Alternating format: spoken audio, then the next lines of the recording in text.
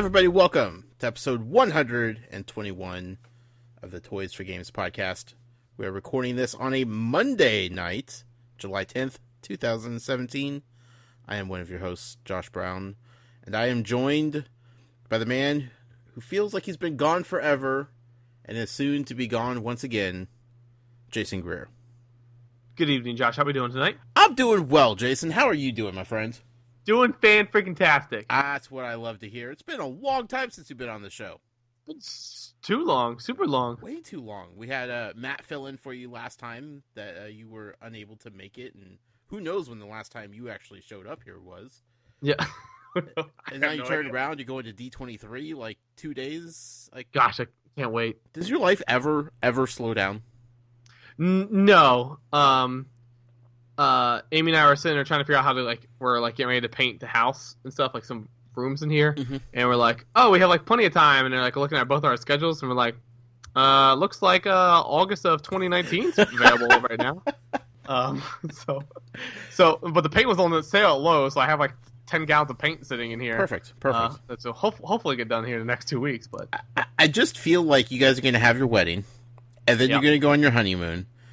And, once you get back from your honeymoon, for your sake, I hope that your life just hits, kind of like a brick wall, and you just stop. And you're just like, you know what?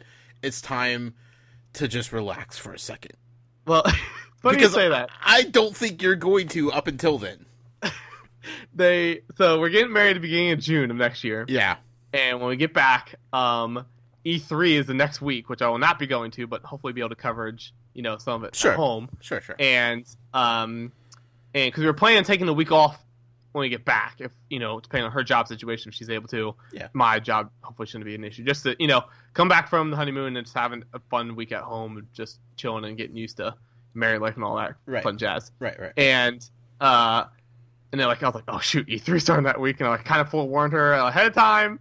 And she's like, oh, that's fine. The World Cup starts the end of that week, and she's like, oh, still that's fine. Well, then it's my dad's 60th birthday, I think, that weekend. The weekend after we get back, and my family is going down to the beach for a week. So now we might go down for 2 to 3 days to this beach house with them, the week after we get back. And at the end of the month, it's Amy's sister's 21st birthday, and they're talking about maybe going to Disney World. So we might go down for a weekend at the end of the month. Oh boy. So it's just gonna be a little speed bump, and I think it's just back on the normal Jason schedule. I could hope for the best, but that's all I could do at this point. I'll try my best. D23 is coming up. Are you excited? I was hesitant for a while because not that I ever know there's gonna be any issues, but they take a long time to send the tickets out. Sure. So I've been waiting. I finally got my tickets last week or 2 weeks ago, and it's very nerve-wracking until you get it.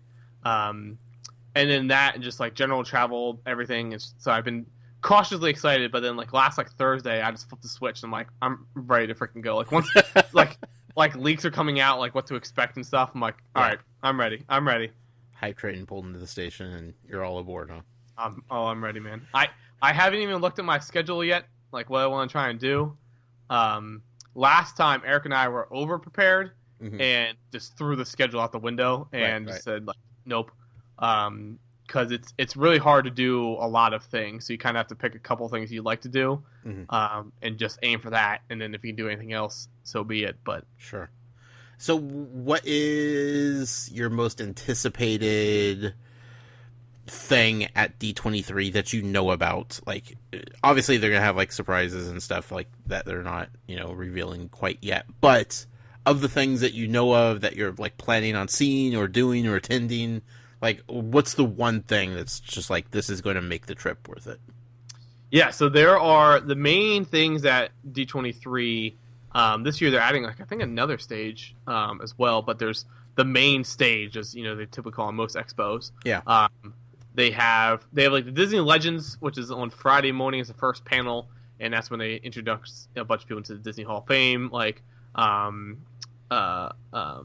Mark Hamill's going to be there. Oprah Winfrey's going to be there. And a couple other people as well. Eric might go to that. He's typically that. I'm whatever about that kind of stuff. I'd rather do some other things for that. Right. Because going forward, the other stuff they have in the afternoon, I think, on Friday is the Pixar and Walt Disney Animation panel, and that's where they'll show a bunch of stuff. That's last time in 2015 when they announced Dwayne The Rock was the voice going to be of Maui, and they brought him out on stage. They brought out some music. They debuted a bunch of stuff there. That's when they announced a couple of Pixar things, who was writing it, stuff like that. So all the big announcements for that's that evening. That's one of the most fun ones. Then Saturday is the first thing at like 10 o'clock is the live action panel, and that's Marvel, Star Wars, and Disney live action, whether it's like anything like the live action Disney princess movies or stuff like the BFG and stuff like that. So that's fun. The problem is that one's a close to it runs out of seats pretty quickly. Sure. So we have to get in line. Probably going to try and get there like 3 or 4 o'clock in the morning. What time does it start? 10. And that's a 6 to 7 hour wait in line. On a concrete slab. D23, everybody. D23. So that's the thing. So like, there's some people like if you want like, and that's the thing. Like Eric and I, and that's why I kind of like, and I'm sure this is just like for Comic-Con stuff like that. But then like later that day is the Parks panel as well. Yeah. And that's where they announced Star Wars Land, 2 years ago. And Avatar and all that stuff. Yeah. So this year expecting some other big announcements. One potentially might have leaked out today as well. So excited for that one. In between those two is the games panel, which was a headliner 2 years ago. This year it's on the secondary stage. I don't know, like they're going to show Battlefront, Spider-Man, and something of Kingdom Hearts. Like they already said they're going to show a trailer. Sure. I don't know if they're going to show anything else at all. And I don't know if there's going to be any special announcements. I don't know. And that one, like I want to go to that one, but I'm going to have to book it out of the live action one, go see it, and hope I can come back and still have seats for the Parks panel. Yeah. So I don't really know what I want to do with that yet. And like I don't think Eric's going to really care that much about that one. Right. So I might have him scope it out and like text me, and I might just leave the games panel early if I have to, because I'm not missing the Parks one. Right, darn sure. So yeah, and that's the thing. There's some people who go to D23 and they don't go to any of those major panels and have a whale of a time because there's a bunch of interesting small panels. Like there's ones celebrating the anniversary for Hercules. There's like a new DuckTales one. There's a bunch of like autograph signings. Gotcha. There's a whole convention floor seeing. But like it's again, it's one of those you kind of have to choose to do things and know you're not going to be able to do X, Y, and Z. Right. It's literally impossible to do everything. Okay. And so like Eric and I have said like that is our staples. Like we want to go see those 3 major panels, and then we'll fit in whatever we can after that. But like when we went to the live action one last time, we literally got out of the live action one and got right back in line and sat down for the Parks panel. Because it was in the same auditorium. Yeah, and so you literally get out of line, back around to like their garage area, and you sit back in the line for that. And it's like, because we thought like, okay, we'll get better seats, but like even their seating thing is like super weird because they have it in like 3 sections, and then it's just like one giant line. They tell you where to go. Gotcha. But like we were trying to figure it out, and like if we would have sat in like a different section, we could have came like an hour and a half later and had better seats than what we had currently. Like it's weird. Gotcha. So that's what I'm saying at that point. Like, and again, it was one of those things. They have so many TVs in there. It's at that point where whether you're 50 feet closer or not, what's the difference? Because you can't even have your phone out because everything's they seal all your electronic devices. Right. So they don't want any leaks, stuff to be leaked. And so it's like, well, so what's the point sitting even closer? Mm-hmm. Yeah. So I don't know what we're gonna do this year. I'm gonna try and sneak a couple side panels in, which we did not do last time. Last time we literally just did the floor and the major panels. Right. We also spent a lot of time last time shopping also, right? We tried to, yeah. Friday morning we tried getting in to the main store, and we were there for like 2.5 hours, and we barely even moved. Yeah. So I'm like, forget that. I'm not even going to try it this time. They do have like these essentially fast passes for the store, and you can come back like at a later time. Oh, that's cool. And that I think you get to choose your time slot versus like fast pass. You just pull, and whatever you get is what you get. So like we might be able to make it work for some of those. But again, that's something we might try. And they have like fast passes for some of the panels as well. so you don't have to like wait in line again for that. I don't know how that's going to work out. Last time it was very much like we felt overwhelmed, and they change stuff each year. And like this year, if you're a D23 Gold member, they do have like reserved seating section where you can show up and get like, it's not really reserved seating, but a special line that you can get into that might save you time as well. But again, logically, I assume probably an overwhelming amount of the people at this expo are probably D23 Gold members. So I don't know if it's really even saving anything. Right, yeah, because I mean, D23 is for the hardcore of the hardcore fans. Right. So, yeah, who knows? But I'll say that Friday morning, if Eric was at Disney Legends one or not, there is one at the Walt Disney Archive stage, which I don't know where that is. Let's figure that out. But if this isn't a Jason Grier panel, I don't know what is. The Walt Disney Company's celebrated product legacy and exciting future ahead. yeah, I'm going to that panel. That's for darn sure. That sounds like the most marketing speech I've ever heard in my entire life. Yeah, right? I'm going to soak up every second of it.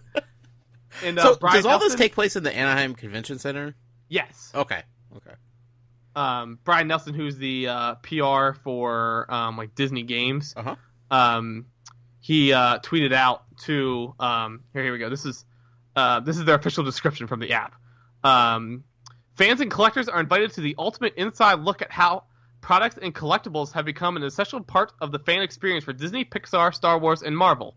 The session will provide a look back at the important role consumer products have played in the history of the company, as well as a sneak peek at the product development process. Attendees will also get a first look at some of the most exciting upcoming and new product lines, and they can also expect a few surprise giveaways. No fan will go away empty-handed.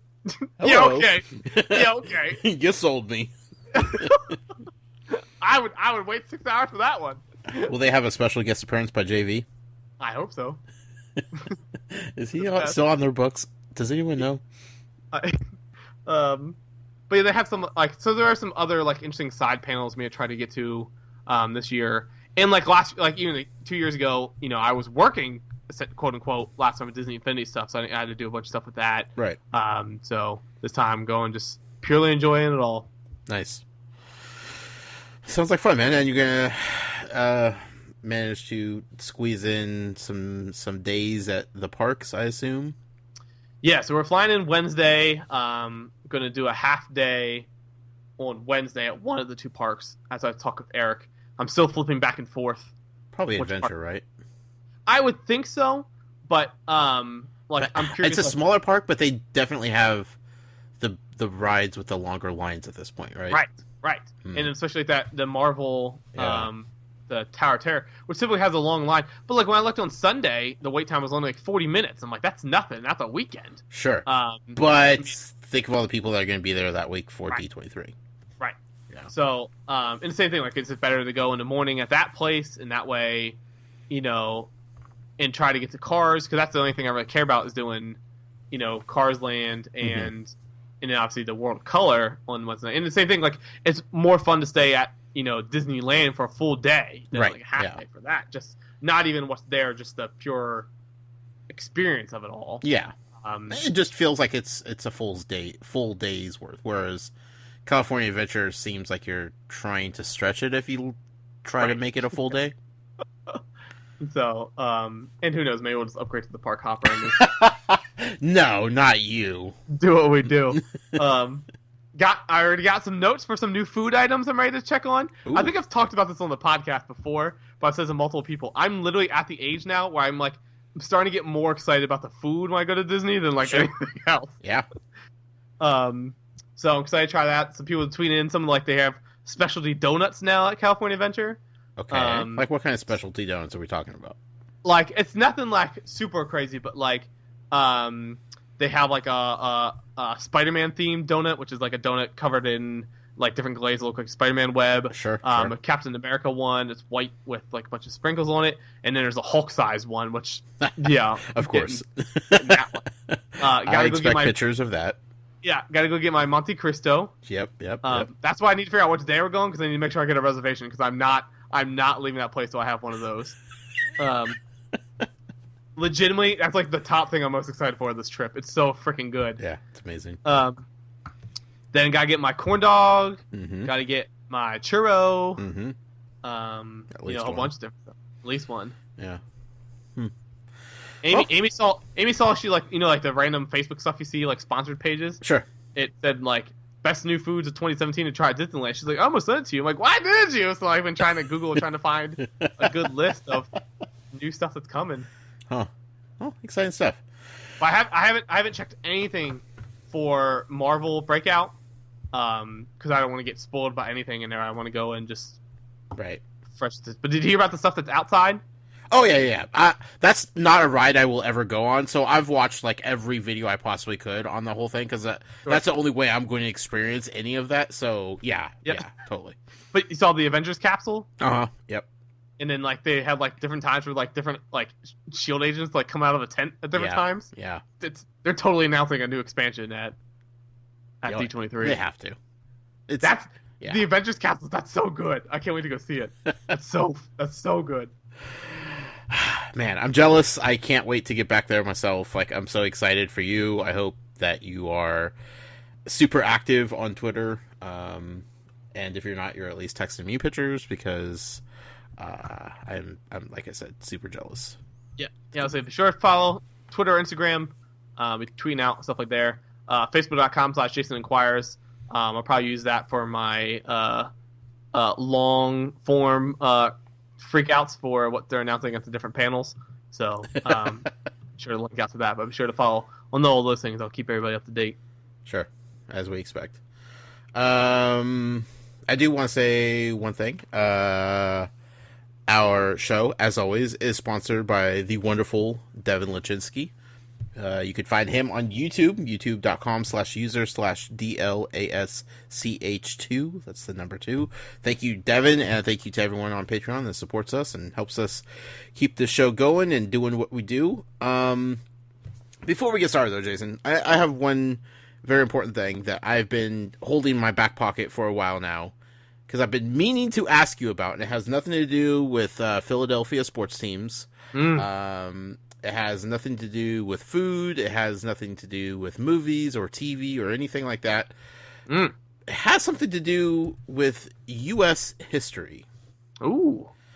I don't know how I got into this rabbit hole, but sometimes you just take a dive into Wikipedia and you roll the dice, and for the most part, you usually come out finding out something interesting. Sometimes you go down different holes that you never want to go back to. Yeah.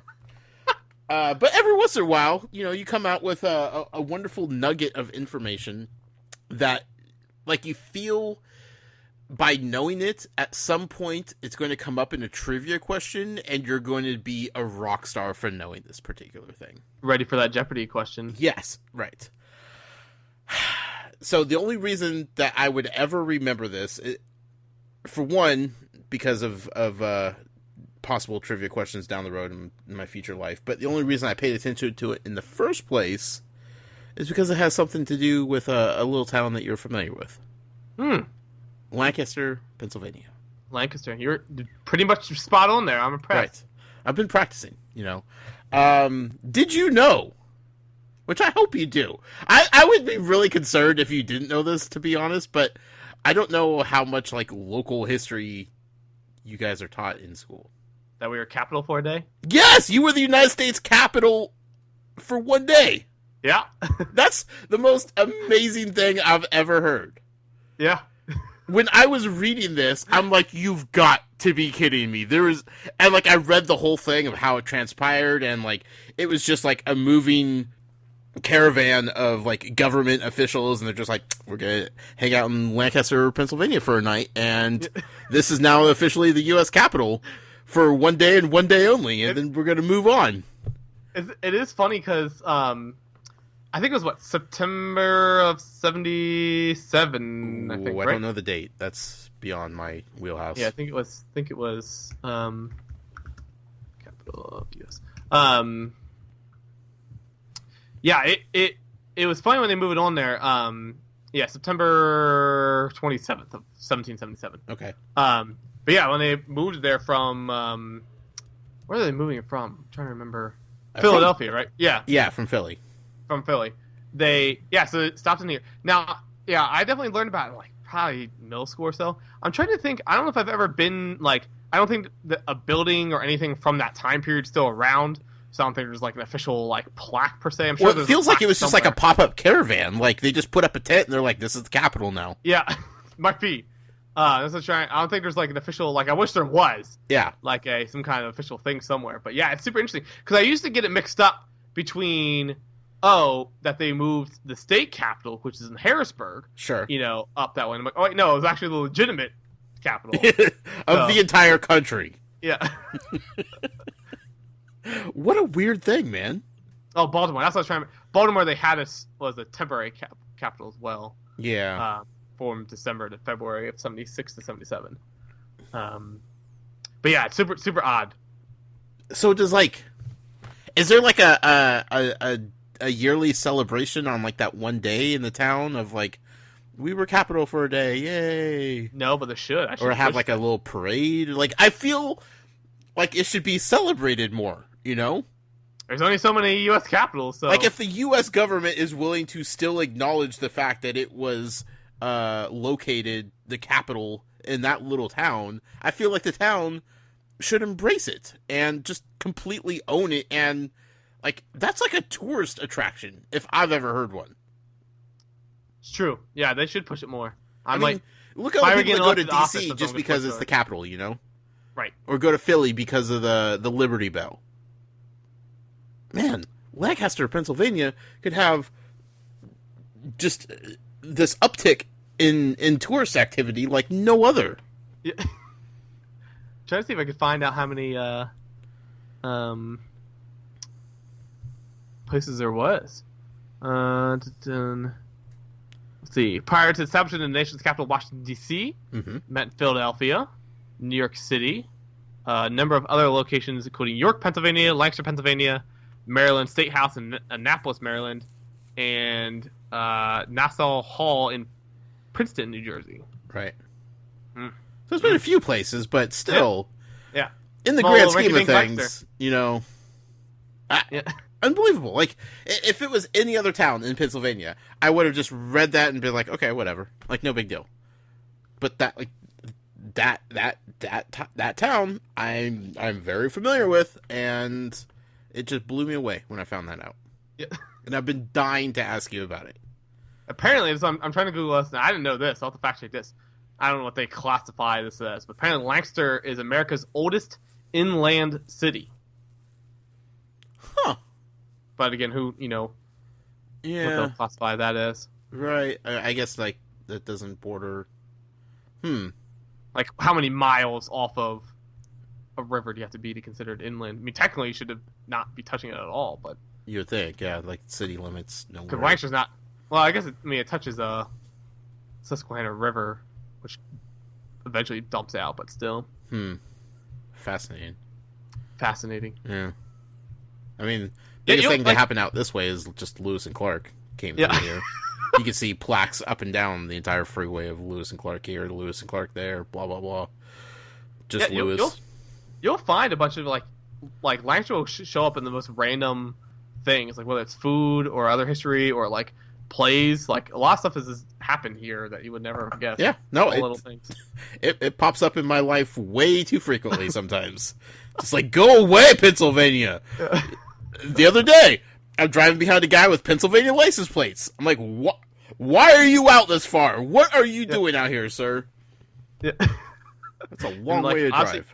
Obviously, our major claim to fame that pretty much non-negotiable, the worst president of the United States, grew up in Lancaster, Mr. James Buchanan. Sure. So, Pennsylvania's only U.S. president, and obviously Lancaster's only U.S. president.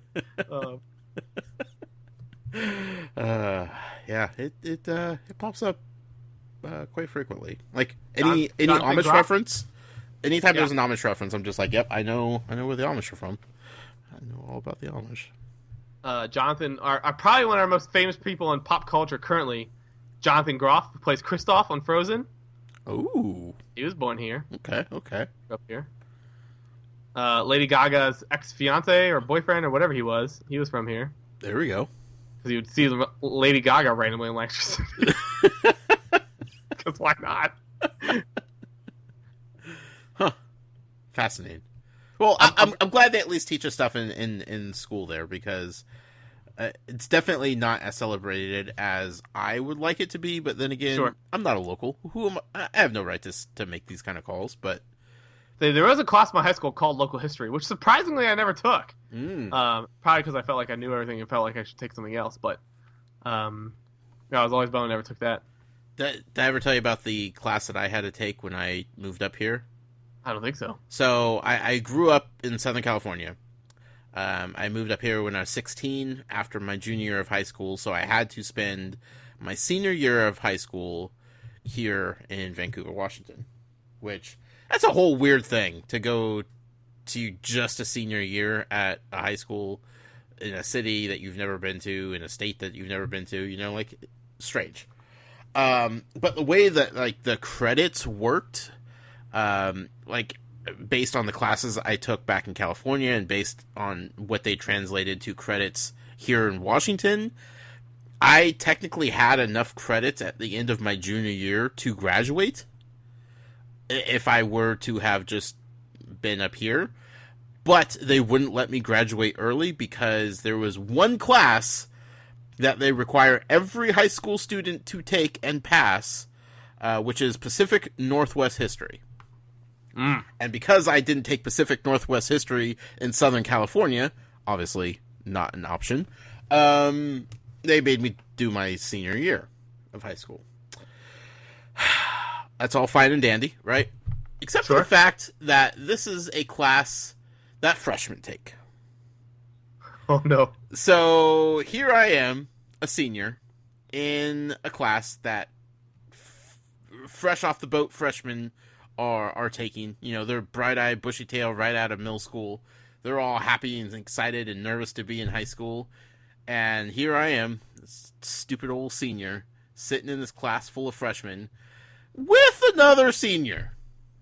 Now, I was there because I had to take it because the school said I did. The other guy was there because he had failed it 3 years in a row. But freshmen don't think about that kind of stuff. They just see two seniors and they're just like, these are the dumbest kids in the school. And it was...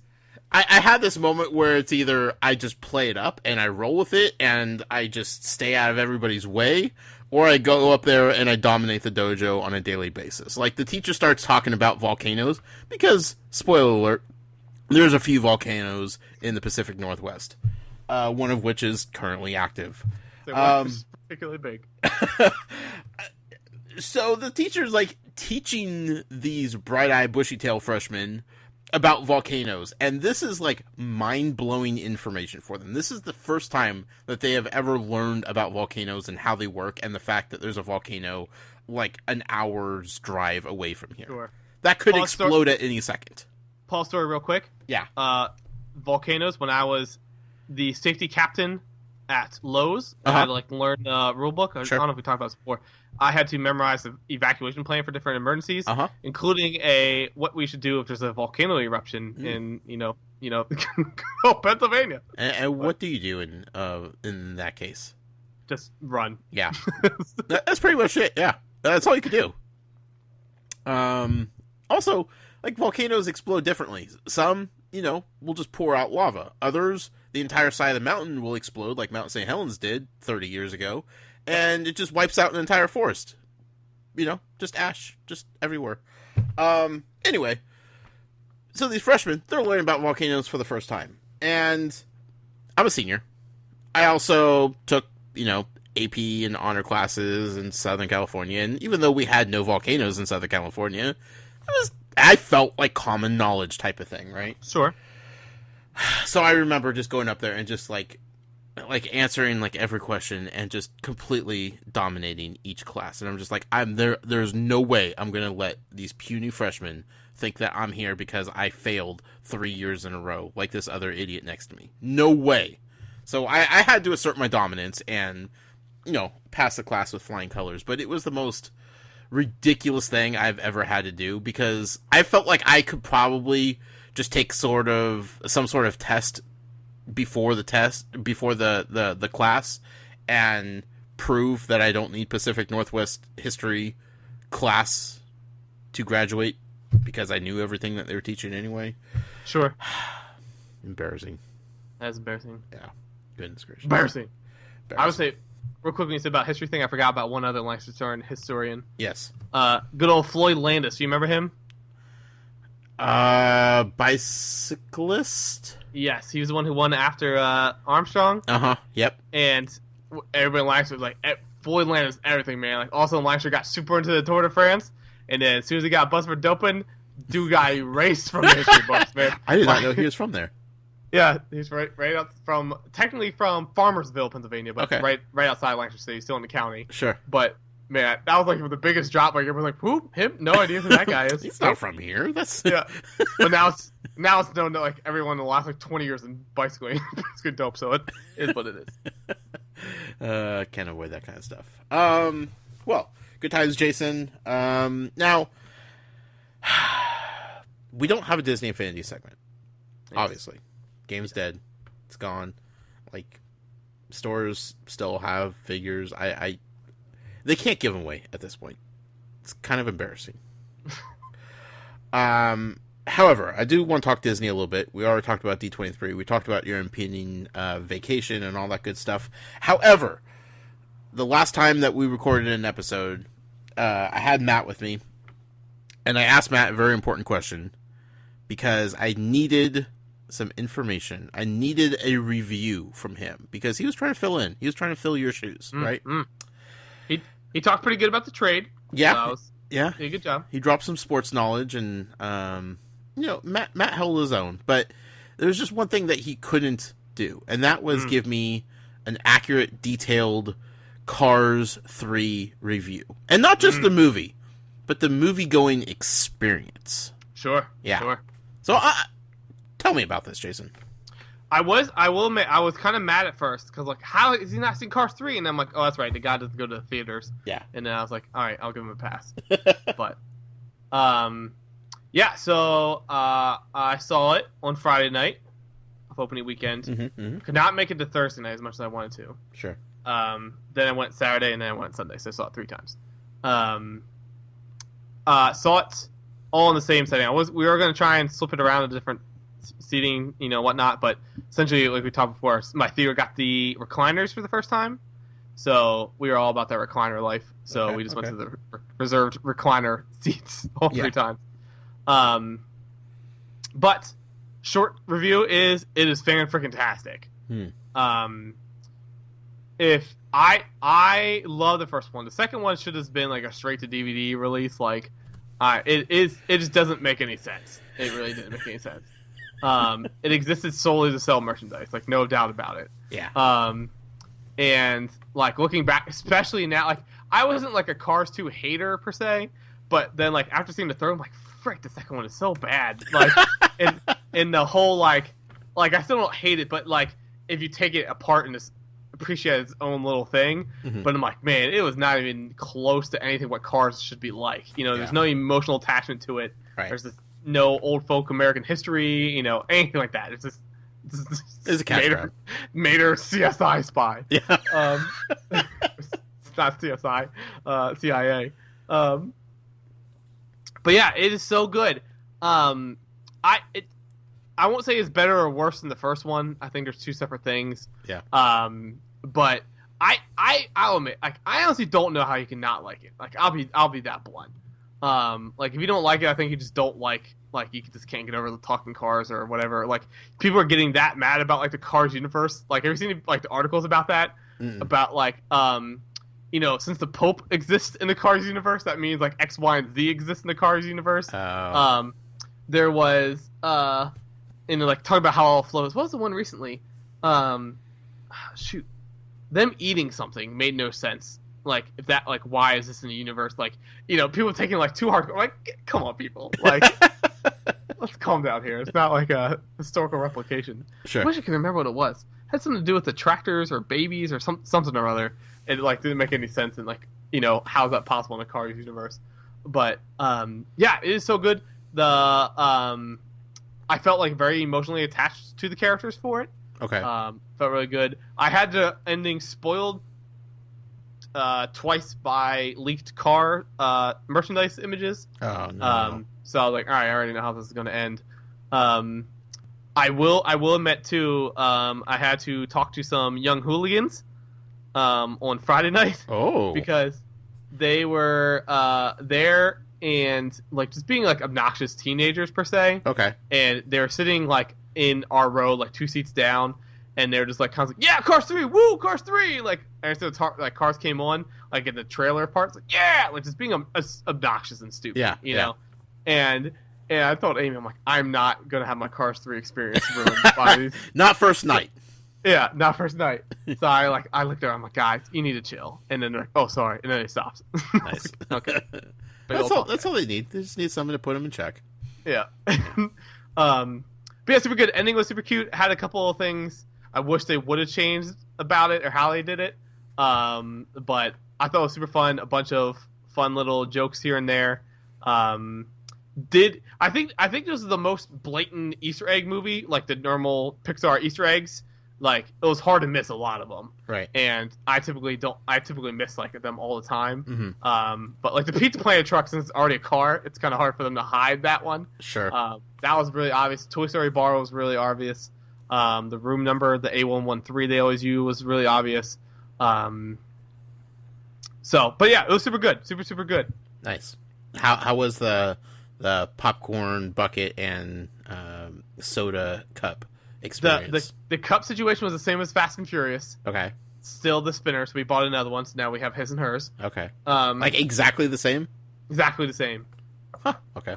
So now I don't know who, like, there's no Fast and Furious labeling on the cup at all. Right. So I don't know if, like, you know, they knew that ahead of time and Penn bought a bunch knowing Cars was coming down the line, or, you know, this was just them, you know, it's two different studios, so I don't think they worked hand in hand with anything for this, but, you know, I could see something, or literally maybe they just had leftovers and so they brought it out for that. I don't know.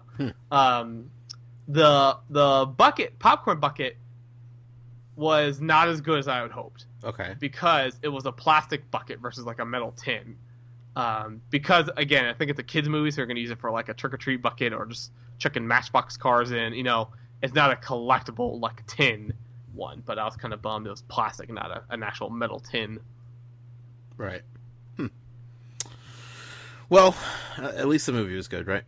Movie was super good. Yeah, I like I said, I watched it. You know, this is the first time I've watched a movie twice or more in a weekend in theaters since I think The Dark Knight. I don't think I saw any other movie. Maybe I saw The Avengers maybe twice, but I know at Dark Knight if I saw it twice in the same weekend. Sure. But yeah, I was like, all right. As much as I love Cars, I think we're gonna, you know, maybe even I'll get annoyed by this, but there's something I picked up on every single time. You know, and I appreciated the lines and still got, you know, appreciated the heartfelt moments at different times. Yeah. Through it, but nice. I'm glad they made the movie. I think it caps it off really nicely. Sure. Good message, and just, you know, gives Cars the sequel it actually deserved. Now, if they'll only make a Planes 3, then we'll call it good. Dude, man, I wish. I like 2 so much. Fire and Rescue. Dude, Planes 2 was good. I really like that movie. I was like, I thought they would know, but it's too far now. But yeah. Who knows? Maybe when their merchandising sales dry up. Right. Spider-Man. Spider-Man's so good. Oh Fantastic. My goodness. Yeah. Huh. Some people are still saying like Wonder Woman's better. I think. Well, they're Wonder two Woman's different good. types of superhero movies. There is very few critiques I could give Spider-Man. Yeah. And like there's some stuff that's happened that like you will appreciate if you've seen all other 5 Spider-Mans. Like, oh my gosh, I can't believe they did that. Like they gave Spider-Man, like I view Spider-Man completely different now. And It was so good. It was so good. Cool. Did you go with the popcorn tin Spider-Man head?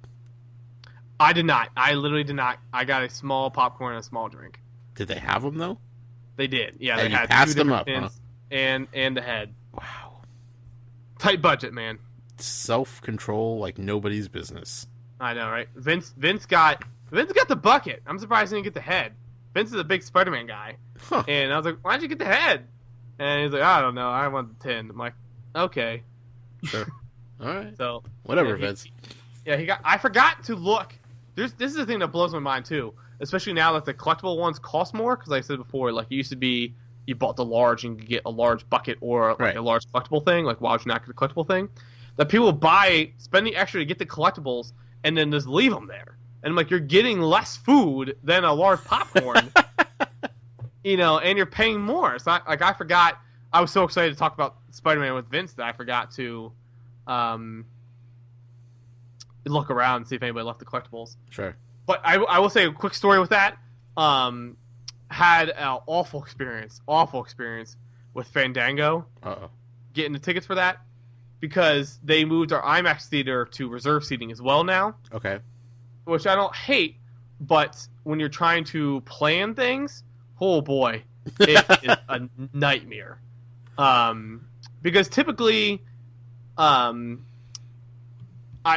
or I will just buy all the tickets and just pay the other person back. Yeah. Or trying to get reserved, especially. But if it's not reserved seating, then it's just buy tickets on your own. It is what it is. Sure. But the reserved seating, again, sometimes I buy it, but again, I've been trying to keep my credit card charges down, just trying to keep the budget in check. Right. And but you still want to sit next to the person that you're going with, and right. And so, and my cousin was planning on going. So I'm like, all right, well, I'm buying 2, and Vince's buying 1. So I'm like, text him like, get L16. I will get L15 and 14. He's like, all right. So he gets that. I check L15 and L14. Go to check. He says he got it. I'm like, all right. So I go through and like they hold it for like 6 minutes or whatever. I hold it and go to check out. And it's like credit card processing error. Like nothing on my credit card, they just couldn't process it. And I'm like, this sucks. All right, I'm gonna go back. Well, now those seats are stuck in the virtual queue for like 10 to 15 minutes. So I'm like, crap. Now I don't have any seats, and I can't get those ones. I'm like, all right, I'm going to, play it. Wait it out. Still nothing there. So like it was like 30 minutes later, still nothing. And I'm like, I don't know what to do. Fandango now has free exchanges and refunds and whatnot. Okay. So I'm like, all right, I'm just going to buy the 2 seats in front of it and then like ask those people who might buy those 2, maybe I can switch or hopefully refund them out. So I get that, slipped over.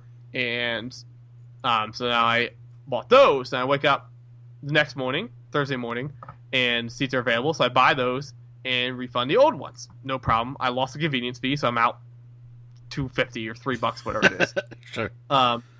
And so then I'm like, all right. So then I try to buy the new ones, credit card processing error again. I'm like, are you freaking kidding me? So waited a while, seats showed back up. So I bought it with PayPal. PayPal goes through. So I'm like, excellent, I got the seats. So then everything's good to go, ready to go. And then my cousin texts me. He's like, hey, I'm actually not going to be able to come tonight. I'm like, oh my gosh. Oh, no. And I'm like, Vince is typically off on Thursday, but he's working that day. Because I was going to have him refund his. That way, like, we had ours to, set. And I was like, all right, I'm not going to risk it. So, anyways, there's no way to refund just one ticket. Because, of course not. So, I checked the live chat. And they're like, oh, yeah, it's not a problem at all. I'm like, okay, great. 15 minutes later, actually, a lot. We can't do that. And I was like, okay. And he's like, but you can refund it and you can buy him, back. Just buy the one. I'm like, okay, but I'm like, how long till... tickets show back up, the seats back up, because I'm not going to refund and then can't buy that seat. Right. He's like, oh, it's instantaneous. And I'm like, all right, well, trust your word, so we'll give it a shot. Sure. So I refund them, show them back up, seats are good to go to check out, and I'm like, I should probably use the PayPal. He's like, no, I should be fine. Go to use credit card processing error. Oh my gosh. Oh no. And so this is 30 minutes before showtime, and I technically don't have a seat. So... wait. And I go to the Penn Cinema actual website versus Fandango. Yeah. And for some reason, it showed up quicker on their end. Then I was able to buy it, pay less convenience. I only paid like $1 for a convenience fee. Sure. So, long story short, got my seat, paid about, probably all said and done, about $9 in convenience fees for the ticket. Oh gosh, that's the most Jason thing I've ever heard in my life. it was still not. I'm like, I'm done. I'm never doing it again. I don't even want to go to this stupid movie anymore. And then, that's what it was. I was like, until I sat down, and then Vince was like running late. Yeah. And like I was not excited to see the movie until he sat down. I'm like, all right, we're here. Everything worked out. I'm ready to This enjoy better the be movie good. That's what it was. I'm like, if I hate this movie, Penn's getting a nasty email. He knows nothing what he's doing. Oh man, fantastic. Thank you for your stellar movie reviews and movie going experience reviews. That's what people tune into this podcast for, I'm sure. Let's get to some news, shall we? Let's do it. Let's talk about Skylanders first and foremost. Okay, right off the bat, Lego Dimensions, we got nothing. They're not saying anything. We don't know anything. Who knows what's going on? September is the next wave. Up until then, mum's the word. Look, this is what it is, folks. It's what it is. That's all we could do. So we're going to start with Skylanders. Skylanders, part of the podcast, is sponsored by our dear friend, Matt Sonnenberg. You can find him on Twitter at SCLMatt, or his wonderful website, sclmatt.com, where he has links to everything that he's involved with over there. Jason, what is going on with Skylanders these days? Skylanders, I put a note here for a Lost Imaginite Minds update. Yeah. There is none. I just felt like putting it there as a joke. When I saw that on there, I'm like, did that just not carry over from the last time we did an episode, or is there an actual update? Yeah, no, I just put there to see what you would say. The update is that there's no update. Yep. Okay. Perfect. Yeah, and then the other thing, I'll be honest, I forgot the servers were even still up, but Battlecast servers are shutting down September 1st. Yeah. So Skylanders Battlecast will no longer be playable on the app starting that day. Now, the alert said you can download physical instructions on how to physically play the game in real life. I've read that. Yeah. Are they changing the game somehow, or I'm confused how that's going to work. Yeah, I have no idea. But sorry, did you see all these Amazon price errors? No. Oh my gosh, they all fixed everything. We were late. What was it? Anything good? Ever Oasis $13.95. Everybody's Golf for $9.53. Super Mario Maker 3DS $10.49. Hey Pikmin was $14. Nice. Miitopia for $13.99. Is it all in preparation for Amazon Day tomorrow? Yeah, well, it started at 9 o'clock officially, and I think they pushed the switch a little bit too hard. Whoops. That's fantastic. Refund department's going to be fun tomorrow. They live for this day. What are you talking about? Yeah. But yeah, anyways. Yeah, so I don't know if they changed it. Like I haven't actually checked how they could, but yeah, they definitely had to change the rules because there's no way it would work. But here trading card instructions are available now. Let's see. This is the cards as we have them right now. It's impossible to play online or to play physically. Yeah. What you need to play: 2 people, including yourself. Uh-huh. Okay. Complete deck. Sure. Okay. Graphing calculator. 3, a coin. Okay. Okay. 4, 3 6-sided dice. Okay. Okay. Number 5, pen and paper to keep track of stats. There it is. Oh boy.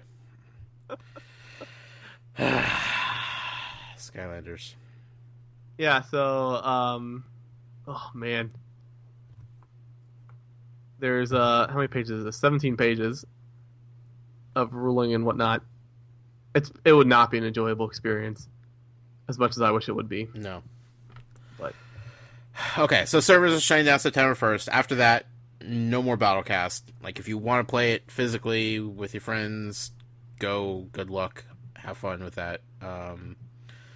It's kind of surprising that the servers are still up, to be honest with you.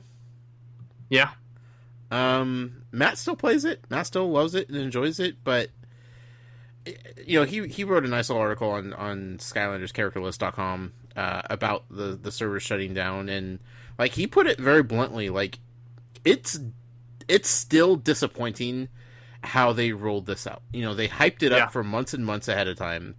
It rolls out, and then, I mean, they shoot it immediately. They instantly kill it. You know, it was dead the moment it launched, and that sucks because they could have had a real good thing going. Somebody tweeted me, and I'll say it's completely unsourced because I did not follow anything. But somebody said that they laid off like the entire team, yes, like the day it launched. Right. But yeah, it's a shame. It was, and like Matt said, he played every single day, and it was a fun game. Like I never like disliked playing. Like it was super fun. Yeah. But that connection with the physical cards and the app itself, like it never, I never felt that connection. You know, it was cool to try to collect all the cards. I liked playing the game online, but it just, there was something missing there, you know, altogether. Sure. Yeah, and yeah, it's just a shame. It was fun, but the card's still fun. I legitimately still have, remember like the fire sale they used to have on the packs, and I have a complete booster box that's still sealed. Wow. But yeah. Anyway, I guess this is just a public service announcement that if you are still playing Skylanders Battlecast September 1st, you will not be playing it online anymore. So download those instructions and play them in person, I guess. R.I.P. R.I.P. Man, they are slashed you-know-what on Amazon. Right?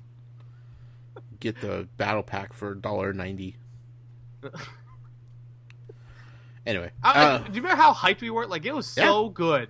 Yeah, it had all the potential in the world, and they just said, "No, this isn't for us. This isn't what we want to do." And it was evident from the start. So, man, what could have been? Let's move on to Amiibo, shall we? Let's do it. Amiibo, part of the podcast, is sponsored by our friend Michael O'Driscoll. You can find him on Twitter at Amiibo_museum. And, you know, his new wife, Anya, her name is Anya. It's spelled A-N-I-A. She is a singer. Whoa, just knocked stuff down on my desk. Everything's good. Don't worry about that. She's a singer. What's that? Need a paper towel? No. I caught it before it started to spill out. We're good. You're good. It was almost empty, so. Whew. Anya, she's a singer. She has an album. The album is called And the Light Comes In. You could check it out on iTunes. You could pick it up there if you like. If you want to listen to it beforehand, you could find it on Spotify. It's really good. I encourage everybody to check it out and do it for our friend Michael O'Driscoll, who supports us. We encourage you to support him. Amiibo, Jason, what's going on with Amiibo? Amiibo got a couple of nice things going on. One, some interesting of note. In Japan, you might saw before the Champions for Zelda was getting a 4-pack release. It's awesome. Yeah, so ridiculous. Like, why? But they the big mistake as soon as they posted that was that they were out of order. So like the cover art or the box art had them in different positions than the characters were in. So it was like, who designed this? So anyways, Europe is getting one, and theirs is in the proper lineup. So if you have that bother you have ADD or anything like that with it, good news. That'll be fixed for the European one. Who knows? I mean, the Japanese one could still probably get fixed as well. So yeah. That might still show up there for you. No word yet on a U.S. release on that giant 4-pack. I don't feel like they're going to. But I hope they go like Funko Pop style. Do you ever see it like this? Was it Civil War? Like the Disney store, I think in the UK had an 8-pack. It was like 4 on the top, 4 on the bottom. Right. Of just a Funko Pop vinyl. Yep. Go for it. I mean, let's go. How many more can we cram in a pack? We must go deeper. That thing would be so heavy. It's fantastic. Good on Nintendo. What else is going on? A couple other things there. The Zelda Link Amiibo, I'm getting a couple of restocks here. In-store was in GameStop. I know Best Buy, I think, got a couple of them in-store as well. I know Best Buy restocked them online. I think Walmart did as well. So that second wave that we talked about a while ago is coming in slowly but surely. So keep checking your local stores if you've been looking for any of those from the original line got a chance to find them. So good luck with that. Also, the Twilight Princess link showed All right. up. Yep. My GameStops close to me each got 2 or 3, and I was able to snag one. I went in the middle of the day, and I went to one because I looked on the app, and it said these 2 GameStops have them available. So I went to one. By the time I got there, the guy's like, yeah, actually somebody just called and said that he's going to be coming in to buy it, so we're holding it. I'm like, well, no, that's not how this works. But then they called the other store, which was just a couple miles down the road, and they had one left, and the manager was nice enough to hold it for me. And of course, at that point, then I don't care because they're holding it for me and not somebody else. But I was able to get it. I hadn't gotten the Twilight Princess link before then, so I was pretty stoked to grab my last remaining amiibo that I don't have yet. And I hope more people were able to get it too, because the amiibo hunt is real, folks. Indeed, it's real. I am we got a little bit we were talking about it might be pretty tight. But I was shocked how tight it's been for a lot of people. Yeah. Trying to get it all. Yeah. Sorry, I just got distracted. No surprise. Half-Life 1 just got a new patch. What?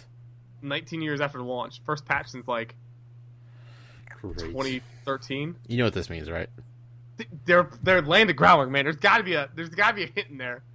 Fix crash when entering certain malformed strings into the game console. Fix crash when loading a specifically crafted malformed BSP file. Fixed a couple of different fixes. This means people are going to shut up about Half-Life 3 now. Oh my gosh, please! Valve, what are you doing? We're still talking about Amiibo, though, Jason. We have another release coming up here soon. It's right around the corner. I can't say for sure if we will have a new episode before the next release or not, so we might as well talk about what's coming out fairly soon. Yeah, July 21st. We've got a big old batch of Amiibo coming out. 9, right? So we got, I think so. Yeah, 9.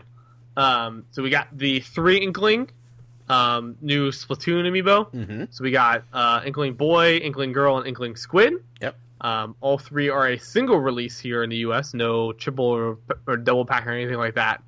No store exclusives or anything. Just good old fashioned single packs. This is the purple squid, right? Purple Squid. Yep. Okay.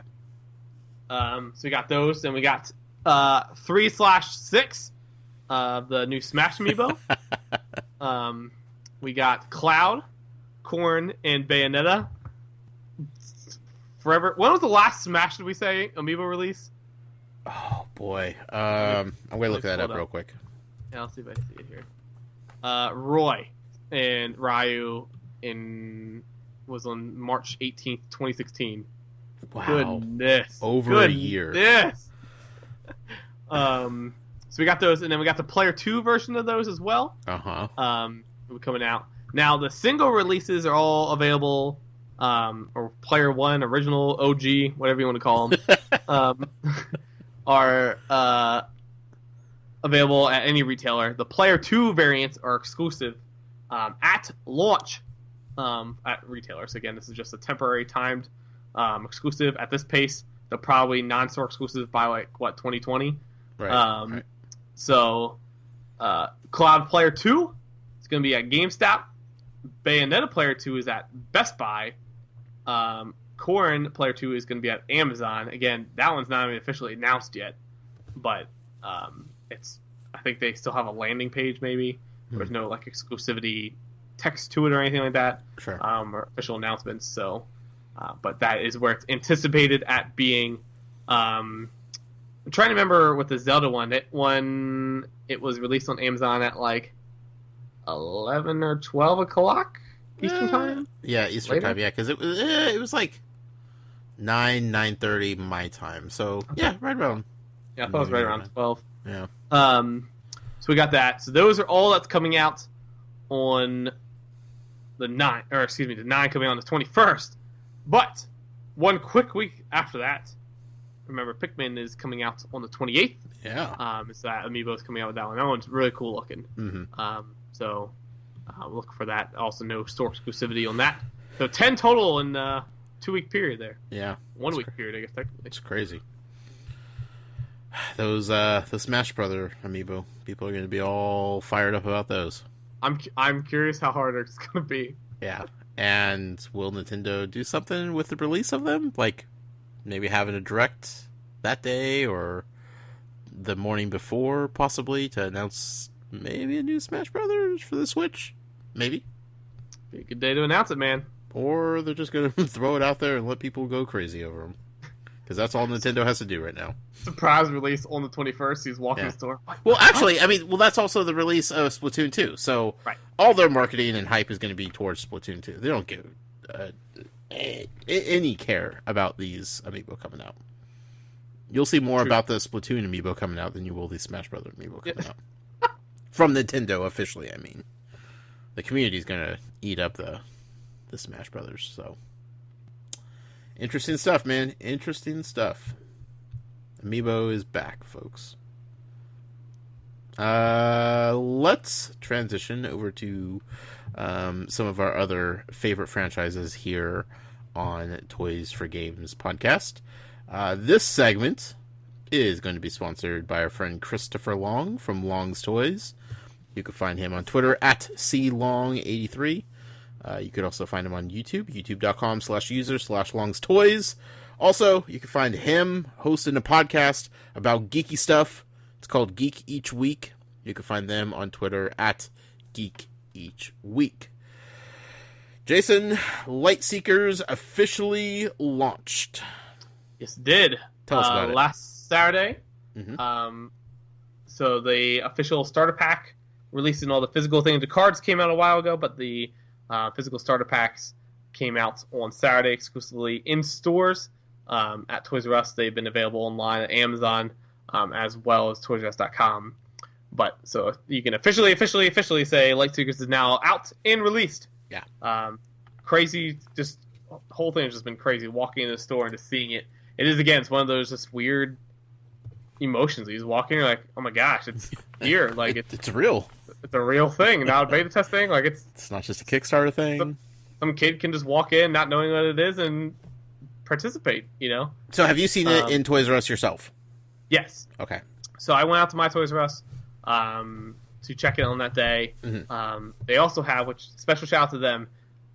This is one of the best things I've seen from any Toys Life company or game. It's the best ideas I've seen.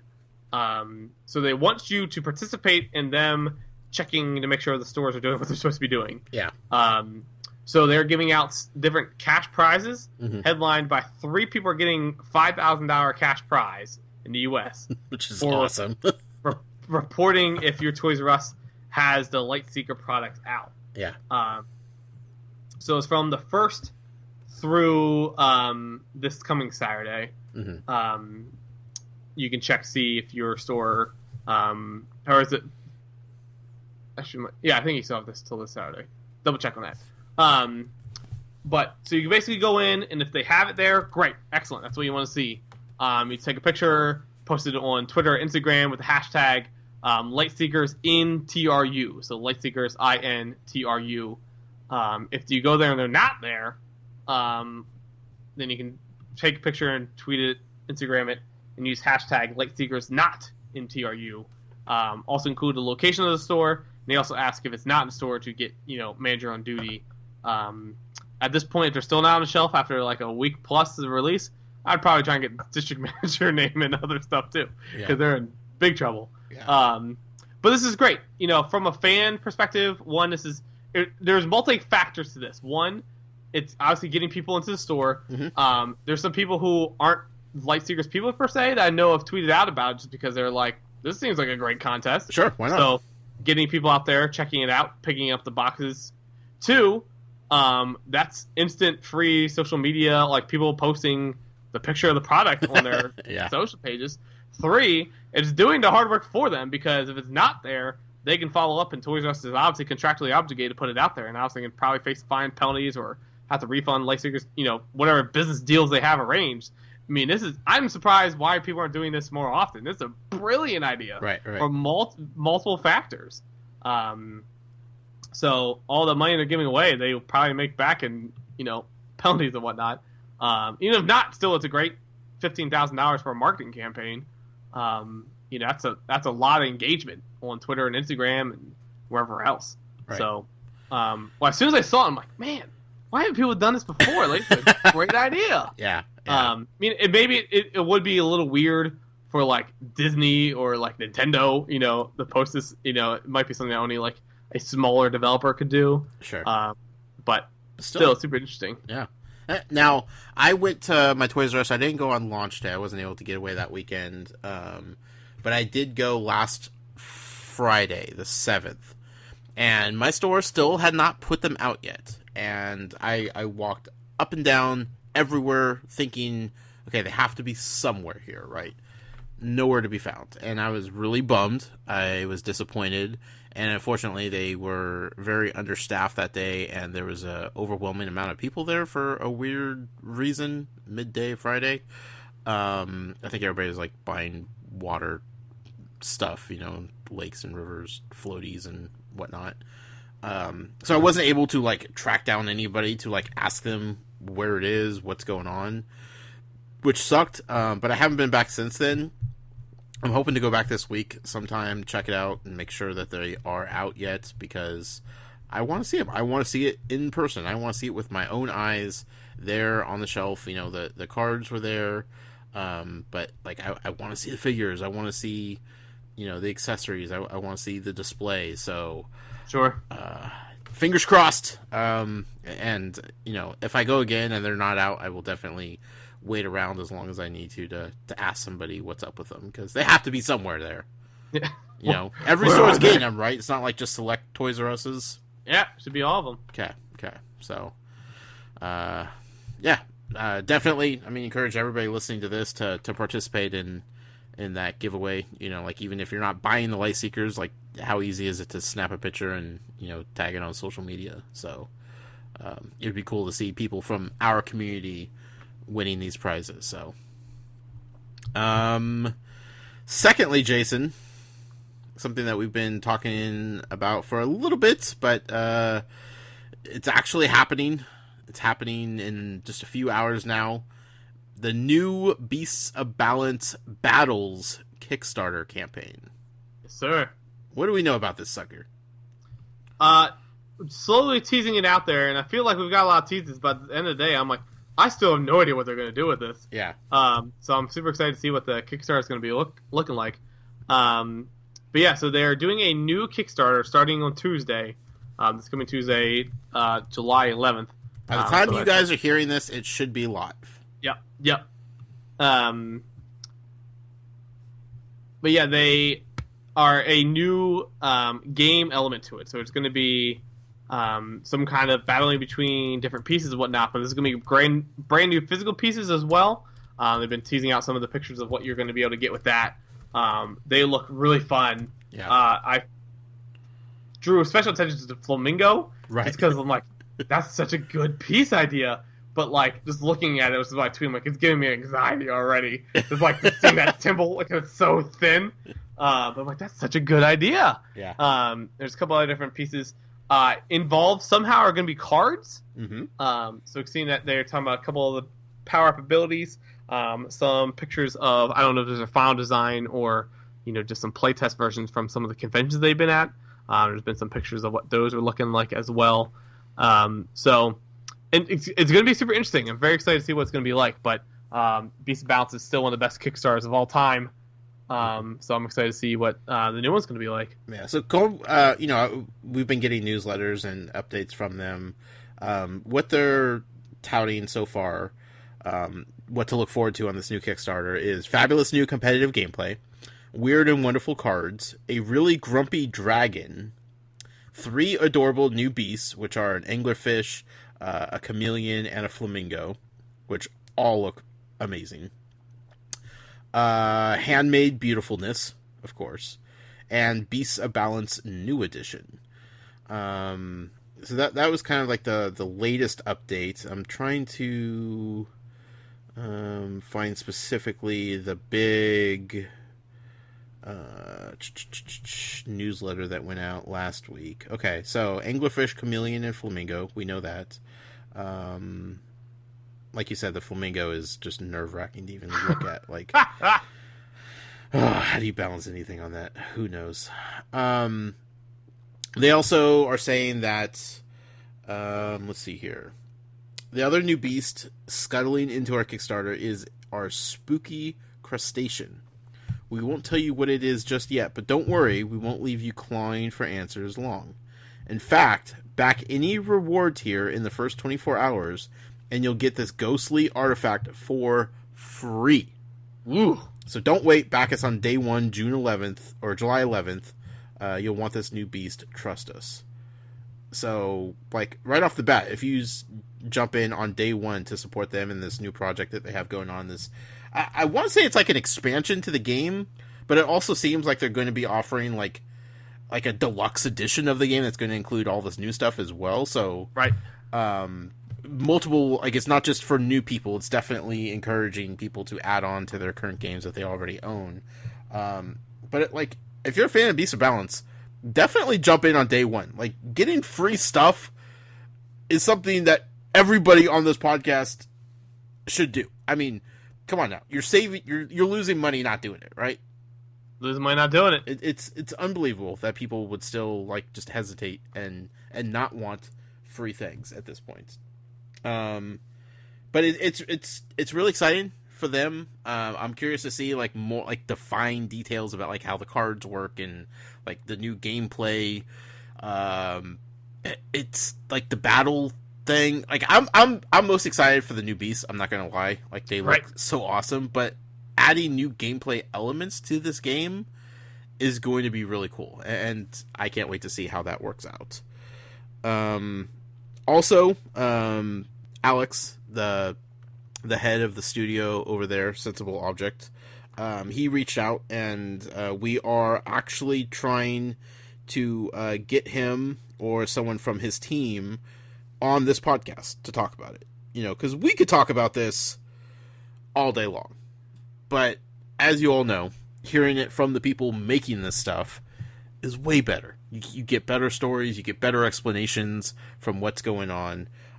So we're trying to get Alex, one of what, like how many out? They have like 5 Alexes in the studio, right? Alex Fleetwood is the main man who we had him on the podcast before. But if we don't get him, we'll get another Alex, or we'll get Tim, or we'll get whoever from the team wants to join us on this podcast to talk about it, to kind of fully explain the new Kickstarter, what they're doing, why they're doing it, what to look forward to, that kind of thing. So, like I said, we could tell you what we know about it, but we're trying to get them on so they could break it down in depth. But there's one thing that he put in this email. Now, I don't know if Alex specifically intended for this to be read on the podcast, but there's nothing spoilery about it, and I feel like it's just so Beasts of Balance sounding that it needs to be read to you guys. And this is just a little snippet from the email, but he did write and say, "We think we are making strides in understanding how digital and physical go together in yet more interesting ways. The new model is both more video gamey and tabletop gamey at the same time. If that's a comprehensible thing to say. Also, smiting things is fun."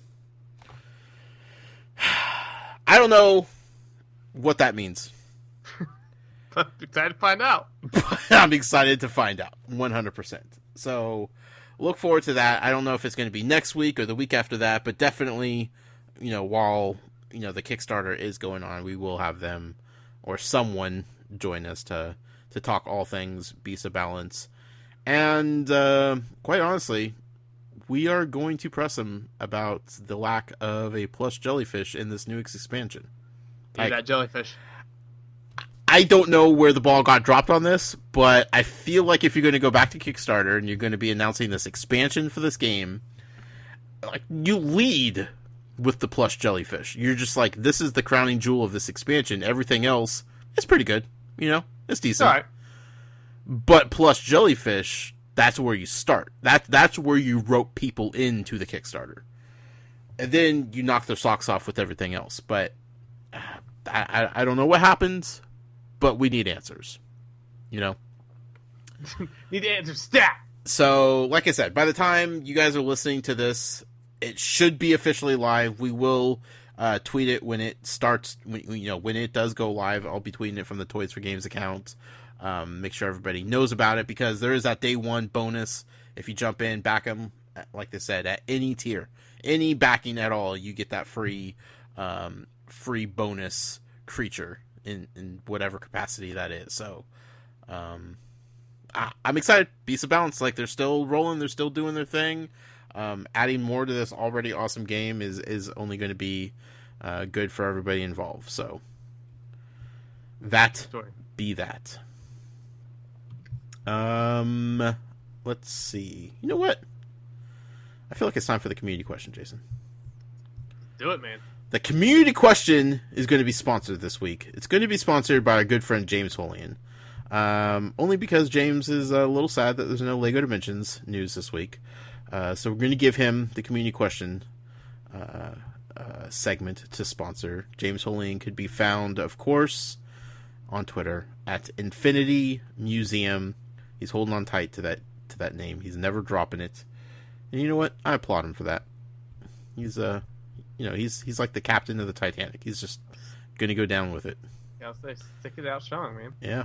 I appreciate that. The community question this week, we're going to award another giveaway to the response of the week. We're going to give away a $5 Amazon gift card, which, conveniently, tomorrow, Amazon Prime Day, it's a good time to have extra $5 in your Amazon wallet, right? You can never have enough in your Amazon wallet. That is true. This week, the question is definitely aimed at helping Jason on his impending vacation that he's taking. I asked the people, what's the one thing that Jason absolutely has to do on his Disneyland vacation weekend? Got some responses, Jason. We did get a decent amount. I like the balance between serious, like, he has to do this because this is important, and this is definitely what Jason has to do for the sake of the community type of answers. Good balance between the two. It's true. Yeah, I like it. People came strong this week. Yeah, let me see. Because I think Twitter's put something, so I'll make sure I got all the answers. Okay, so we got Chris Cubable says he needs to ask to ride in the front compartment of the monorail, ride in the Lily Bell on the train, or ride in the new Guardians of the Galaxy ride of California. Mm-hmm. Trevor Stark says, buy every Tsum Tsum, and while also explaining the point of Tsum Tsum's existence for bonus points, because they're amazing and adorable and fun. What else do you need to know? Long Story says, new Guardians of the ride, heard it's amazing. So have I. Sky Amiibo fan says, we need a slow-mo video of Jason frolicking through his heaven, Cars Land, sipping cherry Coke out of an oil can. Very much a real possibility. I think just use slow-mo video of you skipping, just in general, needs to happen. I have some fun ideas. Charlie says, I would like if you posted a picture of a cool hidden Mickey each day. That's actually a very decent idea. Yeah, make it a little game for yourself and people follow you. I don't know the Disneyland ones as much as I know the Disney World ones. Daniel Fugate says, take a picture with Mickey. I mean, isn't that what you always do when you go to Disneyland? Never been, sigh. Hopefully you get to go sometime, but yes, you always need to get a picture of Mickey. Sorry, Alex says, find Pretzel Girl and let her down easy. Too true. Yeah, she's still waiting. Amiibo Amigo says, honestly, his only duty is to buy Amy whatever she wants. That and get some churros, of course. Now that might be tricky since Amy's not going with you. That's true, but, she knows I can't come home empty-handed. That's true. Especially because our 1-year anniversary is going to be like 2 days after I get back, so can't really screw that one up. Evan Park says, Sorcerers of the Magic Kingdom, if they haven't land. I don't know, some Cars thing. So, Sorcerers of the Magic Kingdom is a fun card game in Disney World. which they do not have at Disneyland, unfortunately. Oh, okay. I didn't know what he was talking about, so that makes sense. Yeah, Sorcerer's Magic Kingdom's a card game, the augmented reality, I don't even know what you even call that, card game where you hold the card up to the screen thing in the parks. So yeah, they don't have it at Disneyland. Dang it. Jennifer Birch says, depends how much time you have between the park and D23 Expo. If you had to do one thing in the park, if you're still there on the 17th, hit up Disneyland. The park will be celebrating its 67th birthday. New Fantasmic show debuts that night as well. Sorry, I'm not sure your dates / itineraries for your vacation. Now, this is a bummer because... You're missing the new Fantasmic show? I am, because it's on like the Monday after D23. Right. And Eric and I flip back and forth because we're going to Disney World in the same trip. Right. And whether it's on your way home. It's on the way home. If we're going to go Disney World before D23 or after D23, because it's on the way out there or it's on the way home. And I was like, well, I see no reason doing it the other way, either way. But I was like, it'd be fun to go to Disneyland ahead of time to get into Disney spirit, Disneyland spirit on the way to D23. Right. And like all kinds of stuff's happening that week after we leave. And I'm like, oh, fudge. I should have went to Disney World first and stayed at Disneyland afterwards. But oh well. Bray James says he needs to finally find that Cinderella popcorn container. That's true. Mm-hmm. When I went in February, I found a girl who had it. They brought it back with them. They weren't selling it, but I saw somebody have it. She just brings it to the park, just anticipating somebody wanting to buy it from her at scalper prices. Trade you 10 pins for it. Ben Anderson says, "Find Pretzel Girl and tell her it's it." You said tell her it is going to work out. Uh-oh. So it's not going to work out. Will Hanvey says, wait in line for hours. If you did it, you wouldn't be able to get on the rides. I'm always good at my ride game. Yeah. Ride game's always... Fast pass. Yeah. And Jeff Grimes says he needs to break the news to Pretzel Girl that he is off the market. And then the two that slipped by also. Grizzly Max says, say hi to me in Cars Land. Now, what does that mean? Is he going to be in Cars Land? Is he going to be there, or is he working there? Yeah, we need more information here, Grizzly. I do need more information on this, please. Because Jason will definitely meet up with somebody if somebody's there. If you are going to be in Disneyland, if you're in California Adventure the same day I'm going to be there, just go to Cars Land. I guarantee you'll find me. Yeah, probably skipping down the road. Yes.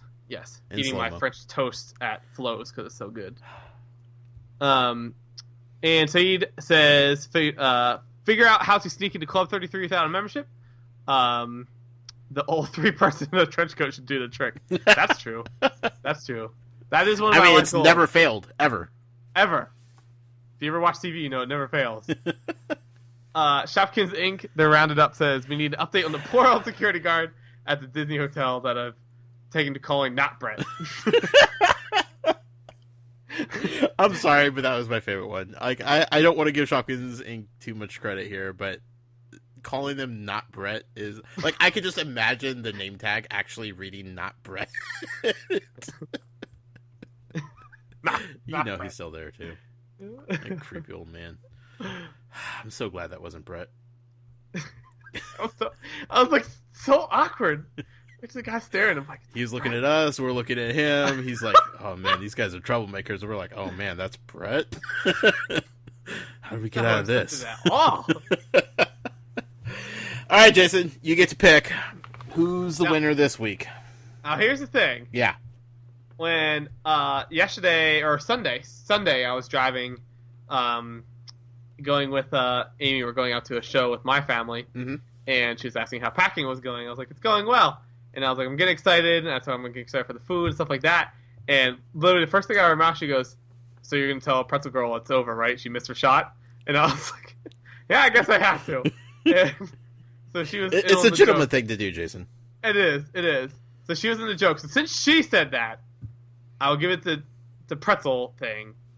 And to break the tiebreaker, I'll say whoever reported first, which according to from what I can see was Jeff Grimes, was the first one to tweet about that to tell Pretzel Girl. Perfect. That off the market. So if I barely remember what she looks like, but if I go to the pretzel stand and someone even remotely looks like her, it's going to be super awkward. You know which pretzel stand it was. Oh, 100% I know which one it was. Yeah. So there's a decent chance.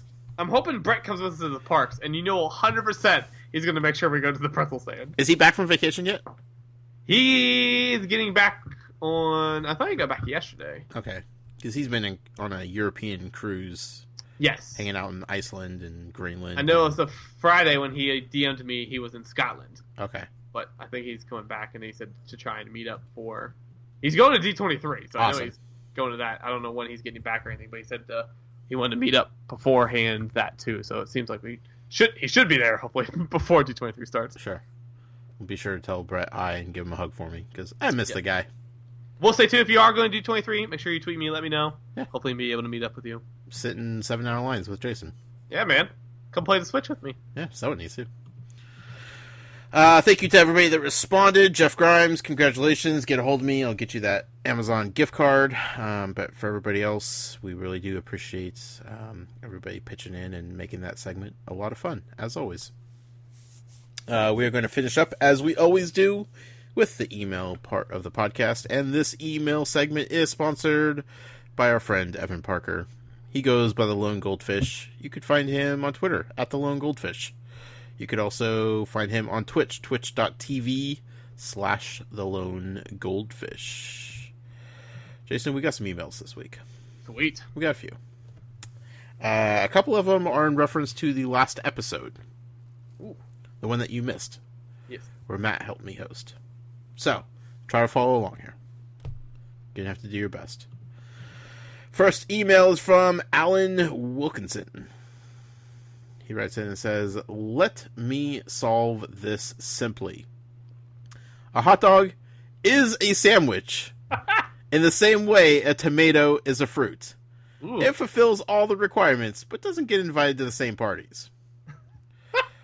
On the other hand, remember that the hot dog is the sausage and the bun is merely the preferred vessel. If you've accidentally bought 6 buns and 9 hot dogs, there's a distinct chance that those last 3 dogs are ending up in a slice of bread each. I realize I'm currently Brit-splaining to one or more Americans, but in my defense, Jason did ask. Meanwhile, while I'm writing, with RFID... Oh, hold on. Actually, let's stop there. Jason, what's your take on hot dog being a sandwich? I think 100% the sandwich. Oh, wow. Controversial statement. Like, 100%, man. You're not even hesitating on that.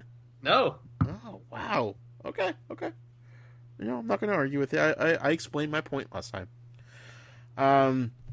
Alan continues. Meanwhile, while I'm running with RFID tech already built into the Switch for amiibo purposes, wouldn't it be cool to see the upcoming Lego Ninjago game if they could use the existing Lego Dimensions Ninjago figures in some fashion? Probably won't happen because other consoles would get mad, but it'd at least be a new lease of life for them. It would be cool. Would be cool. Definitely not going to happen. No. Unfortunately. One last thing. All 3 Disney Infinity Gold collections are 11.54 pounds? Question mark? Thank you, Steam sale. Yeah, because the Steam sale, they did have those gold collections on sale for... See what Valve did about the banning the accounts? No. Freaking hilarious. So, they had their Steam sale. Okay. You know, everything was on sale. Uh-huh. The next day, the day after it ended, they banned 45,000 accounts. Whoa! Which is probably a lot of money that was spent during that Steam sale. Yeah. And it's stuff like, again, it's one of those like part of you is like, oh, that's rude, but also it's like, these aren't like accounts where it's like questionably like it's obvious that they're cheating kind of thing. Yeah. And so Steam's like, well, we might as well get some more dollars out of them and then ban them. That's fantastic. So, good old Valve. Valve. Thank you, Alan, for writing in. Appreciate that. Next email is from Matt Upton. Matt writes in and says, "Hi, Josh and Jason. Firstly, I love listening to the show. You're up there with my favorite podcasts. I love the banter and chat. You guys are are super informative and responsive as well. I have 2 questions for you guys to chew over, but they are completely independent of each other." Okay, so we'll do this in segments here, Jason. Okay. First question is whether I should get into Lego Dimensions. I've listened to all your chat about the game, and I fully believe that it will get canceled, but if it is a good, fun game, I'm happy to get it, collect the bits I want, and just play. I'll give you a little context. I bought my first Disney Infinity starter pack literally 1 to 2 months before we all got the email. I have then managed to get pretty much all the Disney Infinity stuff I wanted, either cheaply from Amazon or secondhand from eBay or secondhand thrift stores. I now have all 3 games, all the playsets, and the figures and power discs I wanted. I haven't played all the playsets yet, and I haven't really explored the toy box, as I have young kids and don't get much opportunity to play, but I know I have all the stuff so I can play it in the future, and my oldest son is now 4 years old, and it's just a matter of time until we can play together.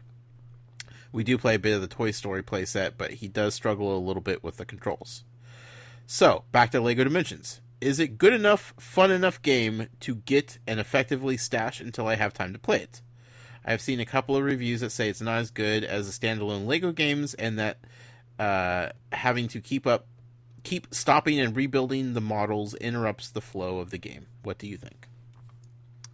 Yeah, I mean, if you physically rebuilding out, so that's gonna mess it up. You don't have to. Absolutely, yeah. You do not have to rebuild the things in the middle of the game. Like, it encourages you to, but you can skip through that in just a matter of seconds.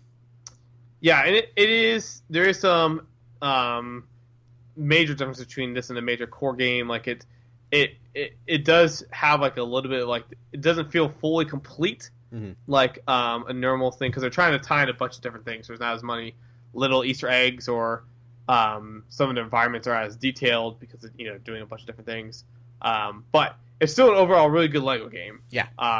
Even if we joke about having different issues, it's still a really, really good game if you get a good price. Again, you don't have to buy everything for it. I think the story is great.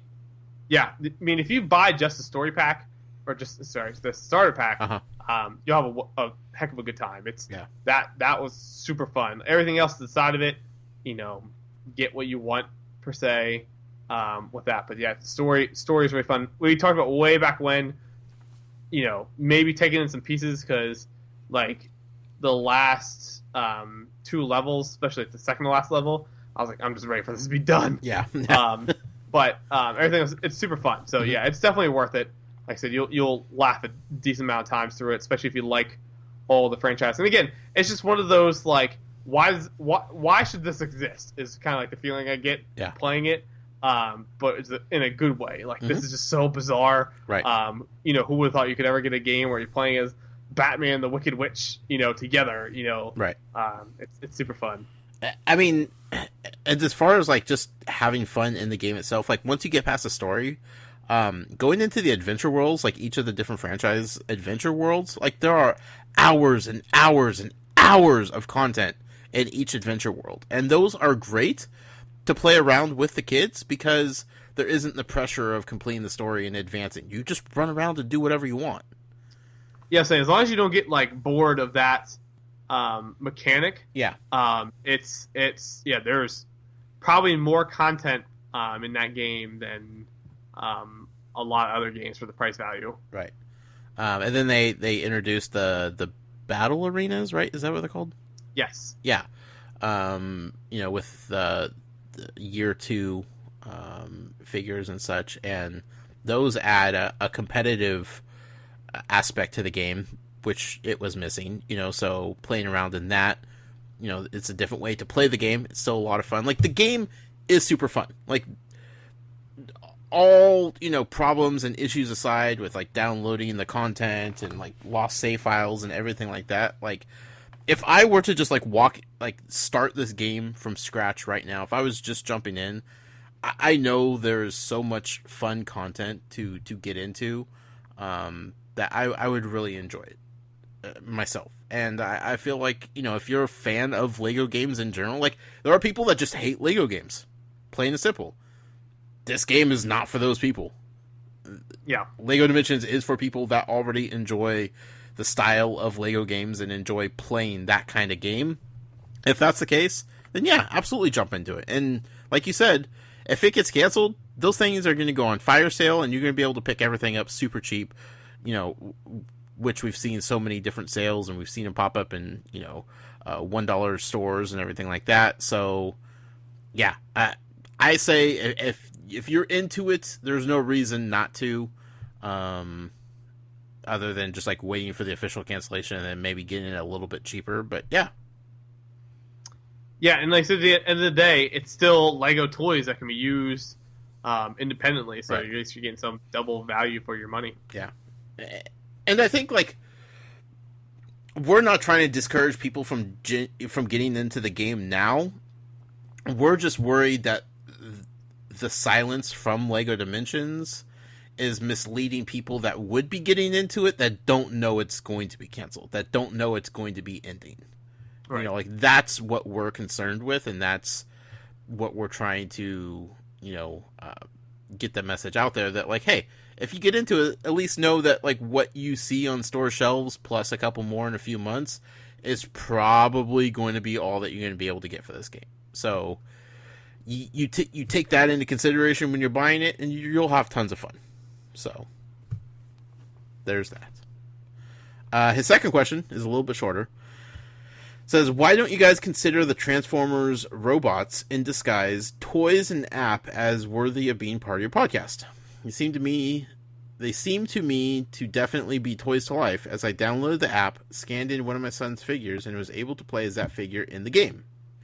Now, as far as I can tell, it isn't a great game, but I'm just curious as to what you think about it and why you don't include it. It is also the case with Lego Nexo Knights. I don't know anything about them, except there is an app and you scan in badges from the sets you buy. Yeah, there's a couple of different, like, other minor things on there that we could add in, especially now there's a lot of cheaper little, whatever you want to call it, options out there. But we try to focus on, like, the main core things, especially some other unique things that get added in. But yeah, there's definitely other things. We could maybe even do like a spotlight of the month or something where we just talk about one time. Do it, so let you know in case there's something that doesn't pique you. But yeah, it would be even Toys Life in general now has such a broad definition, right? That kind of just include a bunch of different things in it. Yeah. It was tough. Like we definitely set out to try to cover like the more mainstream, the stuff that was more familiar, that you'd see in store shelves on a regular basis. But we also tried to tie in the collecting aspect too, like collecting Skylanders, collecting amiibo, Disney Infinity. Like there were aspects of collecting them that people were excited about, and they need to know release dates and where to find them and store exclusivities and that kind of stuff. Whereas the smaller things like the Transformers, robots in disguise, and so on and so forth, like they don't have that appeal to collectors, which is a big part of the show. So it's not that we dismiss it as not being real toys to life. It's just it hasn't been big enough or had that demand from our audience to warrant time on the show. But like Jason said, like maybe going forward that might be something to look into, of like having a little feature spotlight once a month on a smaller toys to life entry like the Transformers thing. So Yep. He finishes, anyway, those are my questions. I'd love to hear your thoughts. Keep up the great work. And as you are both movie fans, you should probably check out the BBC podcast, Kermode and Mayo's Film Review, as your podcast reminds me a lot of theirs, as it is a lot of fun chat between two great friends with some serious film reviews as well. First of all, they need to work on that name. Kermode and Mayo's Film Review. Like, how's that showing up in any SEO ever? Yeah. Get out of here. Anyway, we'll check it out. Thank you for the recommendation. Thank you, Matt, for writing in. Definitely appreciate that. A couple more here. Next one's from Guadalupe. Hey, guys. Finally caught up with the podcast, and I even helped Alex with his move to Syracuse. There you go. Anyway, recently I was wondering about the factors that make an amiibo popular. As you know, the Zelda amiibo are popular right now, but there are still some amiibo that are still sitting on shelves with clearance stickers. Cough, Animal Crossing, cough. So what factors do you think drive the popularity of an amiibo? In my opinion, it comes down to the game it is associated with. Not the functionality in said game, but the quality of the game associated. Thanks. Yeah, I think that's super fair. It's definitely gonna be the game, like, and if it's a major game or even Breath of the Wild itself, speaking fluently with that. I have a friend who I don't think had any amiibo up to the point when Breath of the Wild came out, but was just so amped for Breath of the Wild, he bought the amiibo before the game came out. He didn't even know what they did. He just wanted to get them because they're attached to the Breath of the Wild, knowing they were going to do something with them. And then left one in the lamp and it melted.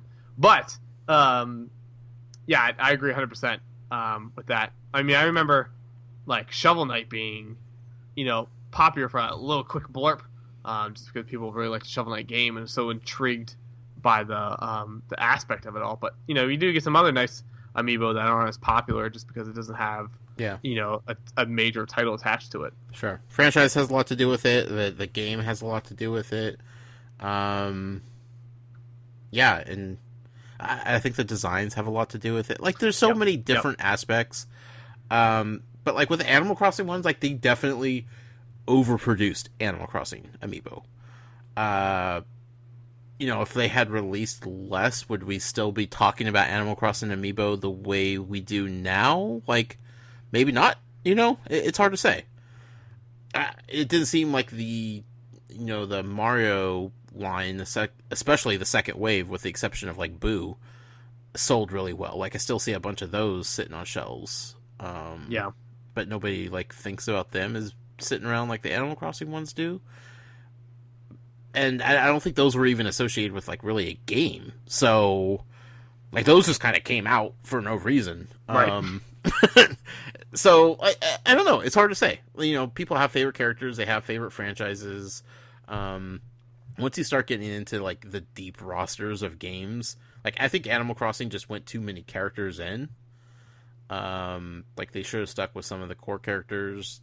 The Tom Nook, the guitar playing, what's that dude's name?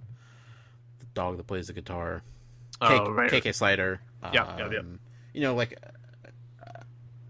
I just think they went way too deep, and it just got overwhelming too quickly. But then, like, they released a really bad game with it. Like, if they had released those with, like, a full-fledged Animal Crossing game on the Wii U, they might have sold considerably better. But they attached them to, like, this weird, funky board game that was really bad, and there's so many factors to it. It's so impossible to say. I think it's a combination of everything, so. Thank you, Guadalupe. And our last email of the podcast, as mentioned in the previous email, this is from Atari Alex. Dear Josh and Jason, first things first, I'm here to unequivocally state that a hot dog is not a sandwich. Josh, you and Matt tried to apply logic and reason to this completely illogical question, and I appreciate that. But sometimes you just have to throw out logic and go with your gut. Well, my gut states that calling a hot dog a sandwich is absurd, and anyone who argues otherwise is delusional. So anywho, Toys of Life. That's still a thing, and my last two emails haven't included a question about it, so I should probably do something about that. If you could choose one cereal mascot to be included as a character in the next Skylanders game, who would you choose and why? I'd probably go with Sunny, the sun on the Raisin Bran boxes, because he needs more love. Thanks, Alex. Gotta go with... Choose carefully here. And my first gut instinct was, like, Lucky Charm would be fun. I feel like he could have some fun, like, attacks and things with it. Always been a Tony the Tiger guy. But I think I'm going Captain Crunch. Huh, okay. Hey, though, like, Honey Smack, he could fit in the frog? Yeah, he could fit into the whole art style of everything. What about the bee from Cheerios? Oh, yeah? Yeah. Tony the Tiger. Dude, I love Tony the Tiger, man. Yeah, that's solid. Count Chocula? Yep. Man, cereal mascots. What about the weird little Cinnamon Toast Crunch guy? Oh, yeah, yep. He would be a good option. It'd be strange. Any of the monsters, like, yeah, Frankenberry, get the whole line of them in there. Yeah. Good question, Alex. They should just make a cereal mascot fighting game. Seriously, I'm surprised somebody hasn't made that. Just get every cereal maker, General Mills, and everybody else on board, and just say, "Hey, we're doing this." Like, cereal mascots need more love in the entertainment industry. Could we make an argument for Fruity Pebbles, and that way we can get the Flintstones license in? Man, do you go Barney and Fred? Like, where do you stop, though? You know? Because most of the family makes appearances in some way, shape, or form. It's true. It's true. I feel like you need to cut it off at, like, the... Ooh, what about the leprechaun from Lucky Charms? I said that was my first. Oh, okay, first. yeah. Toucan like, Sam? I felt like Toucan. Oh, see, yeah, Toucan would have fit in pretty good. Yeah. Snap, Crackle, and Pop? That's got to be hilarious. Okay, we're diving into BuzzFeed here. I'm sorry, but we got to do this. The wolf from Cookie Crisp. Mm-hmm. I don't know what he is. He's the bird from Cocoa Puffs. Oh, what's his name? Sunny. Yeah. Cougar for Cocoa Puffs. Uh-huh. Yeah, that guy. I don't know what kind of bird it is, though. You could also go standard, old school rooster from Cornflakes. The rabbit from Trix. Have you seen Kellogg's Crunchy Logs before? No. It's I'm Googling, like, cereal things. It's a friggin' beaver, and he's eating, like, long brown sticks. They're like logs. It looks super unappealing. That's not okay.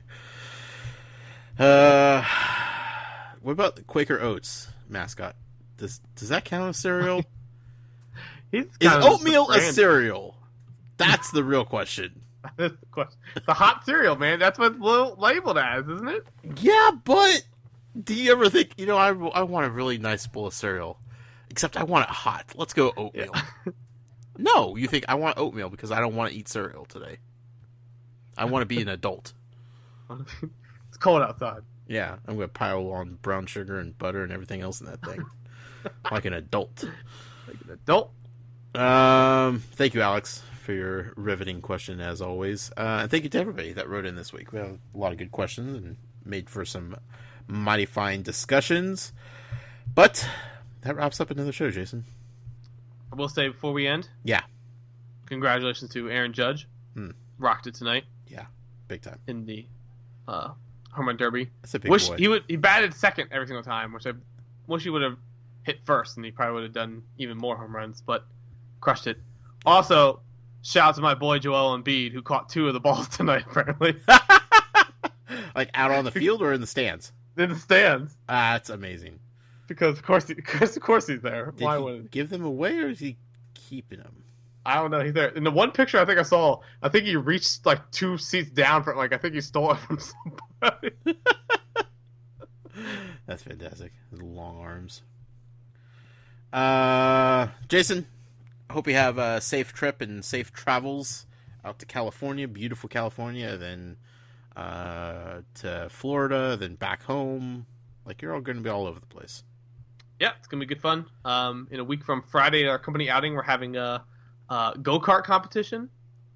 So, at, like, the indoor go-kart track, they go like 50 miles an hour.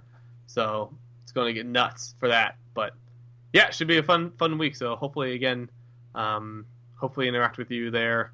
If you see anything online or, like, at the expo, be sure to tweet me. Then let me know if there's something interesting and make sure I see. I'm excited for the Money Pit from DuckTales. Oh, yeah. Scrooge McDuck. That's one of my top things to do as well. Get your picture taken. They do, like, the 360 camera thing, like, so you can make a GIF of you jumping in. So I'm excited to check that out. Where can people find you on the internet, Jason, to keep up with all your going-ons in the next couple weeks? Yeah, absolutely. You can always follow me personally on Twitter, twitter.com/JasonInquires. Jason Inquires is also my handle for Facebook and also Instagram and YouTube. So be sure to follow all those social media networks as well. Fantastic. And you can find me personally on Twitter @TheNoise. Be sure to follow the show on Twitter @ToysForGames. Again, we'll be tweeting out all the information we have about the new Beasts of Balance Kickstarter, which will be launching very, very soon. So stay on the lookout for that. 4.5 hours from. Oh no, 3.5 hours from Yep. recording. So I got another podcast to record after this, and then I'll be putting this up. So right about when this posts and people start listening to it, it'll be live. So be on the lookout. First 24 hours are the most important ones, folks. You could email us at any time you like. podcast@toysforgames.com. Our website is toysforgames.com. The Facebook group is still going on over there. Go over there and say hi to Ken. Check out his Pokemon show that he does. Gotta watch them all with our friend Adam. But you can find Ken over on Facebook, facebook.com/groups/toysforgames. And if you'd like to support us and what we're doing here on this show for you guys, the listening audience, you can do so on Patreon, patreon.com/toysforgames. With that being said, Jason, again, safe travels. Hope everything goes as smoothly as it possibly can. Thank you, sir. Which means it won't. And for everybody else, we will be back. Not sure when, but we'll have something fun for you soon, I hope. Until then, happy hunting, collectors.